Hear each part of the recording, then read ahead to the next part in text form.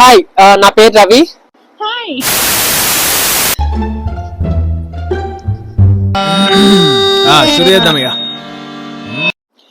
నమస్తే, నా పేరు రవి మంత్రి. నేను ఐర్లాండ్ లో 6-7 ఇయర్స్ నుంచి ఐటీలో జాబ్ చేస్తున్నాను. సో నాకు చాలా మంది మెసేజెస్ చేస్తున్నారు, ఐర్లాండ్ కి రావాలంటే ఏం చేయాలి, స్టూడెంట్స్ గా రావాలంటే ఏం చేయాలని క్వశ్చన్స్ అడుగుతున్నారు.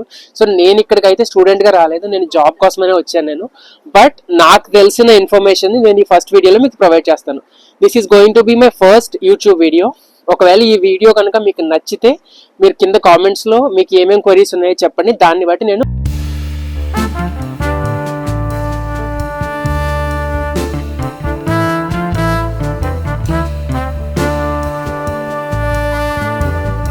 Ireland English speaking country.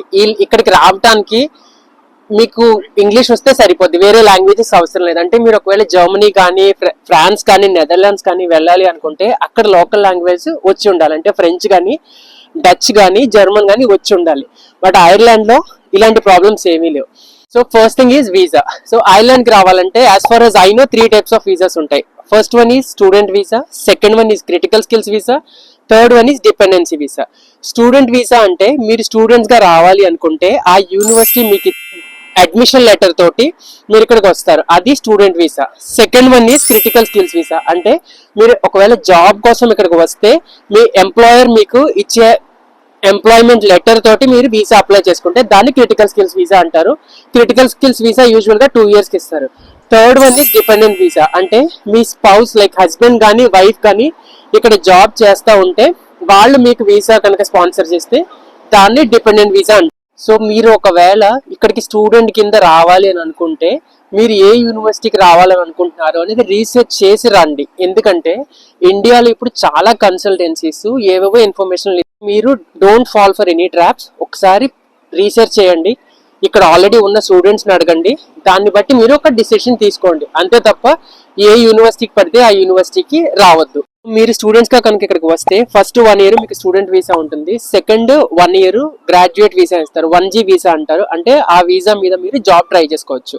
ఇంతకు ముందు ఆ వీసా 2 years ఉండేది, రీసెంట్ గా చేంజెస్ చేసి ఇప్పుడు 1 year మాత్రమే ఇచ్చారు. సో రిమెంబర్ దిస్ థింగ్, మీకు కోర్స్ అయిపోయిన తర్వాత ఓన్లీ 1 year మాత్రమే జాబ్ తెచ్చుకోవడానికి ఉంటుంది. చాలా మంది అడుగుతున్నారు యూనివర్సిటీలో చదువుతున్నప్పుడు can I do a part time అని. Yes, you can do a part time.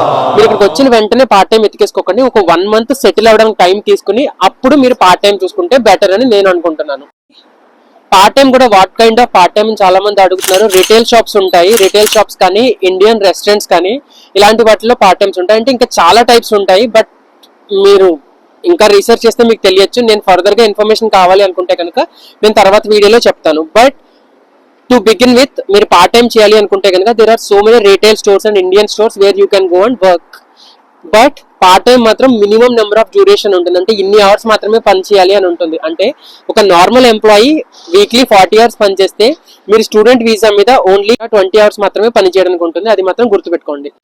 Next thing is accommodation. Dublin లో హౌసింగ్ క్రైసిస్ నడుస్తుంది, చాలా మంది మీకు ఇన్ఫర్మేషన్ చెప్పే ఉంటారు. లాస్ట్ 3-4 years నుంచి హౌసింగ్ అకామిడేషన్ దొరకడం అనేది చాలా కష్టం అయిపోతుంది. So be prepare for it. మీరు అకామిడేషన్ షేర్ చేసుకోవాల్సి ఉంటుంది. ఇండియాలో లాగా సెపరేట్ రూమ్ అనేది మాత్రం ఎక్స్పెక్ట్ చేయొద్దు. Probably you might have to share your room with 2 people or more than 2 people. అది మాత్రం మీరు గుర్తుపెట్టుకోండి. అకామిడేషన్ అనేది మీరు మీ కాలేజ్ స్టూడెంట్స్ తో కానీ లేకపోతే ఆల్రెడీ ఇక్కడ ఉంటున్న వాళ్ళతో కానీ మీరు అకామిడేషన్ మాట్లాడుకోవచ్చు. దీనికోసం అని ఫేస్బుక్ లో చాలా గ్రూప్స్ ఉన్నాయి, వాళ్ళు మీకు హెల్ప్ చేస్తారు. I let you know how to get accommodation. That's it. ఇంకేమున్నాయి? తర్వాత next thing is cost of living. ఇక్కడ కాస్ట్ ఆఫ్ లివింగ్ అంటే మినిమం మీరు ఒక స్టూడెంట్ గా వస్తే కనుక మీకు దొరికిన అకామిడేషన్ బట్టి మినిమం ఒక 800 నుంచి 1000 euros, వర్స్ట్ కేసు చెప్తున్నా నేను, 800 నుంచి 1000 euros మీ అకామిడేషన్ కి అండ్ మీ ఎక్స్పెన్సెస్ కి అవుతాయి.